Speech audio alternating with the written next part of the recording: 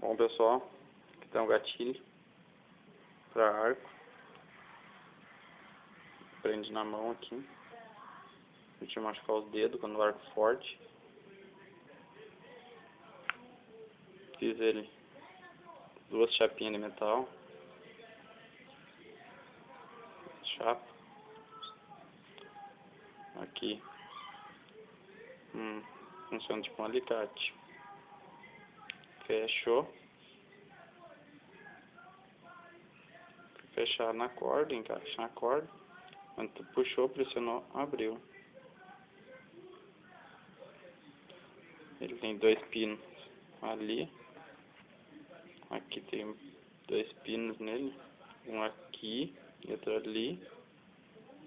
Feito em 3 partes dentro. Todo com a lima. No esmeril não tem como. Foi muito bom. É isso aí.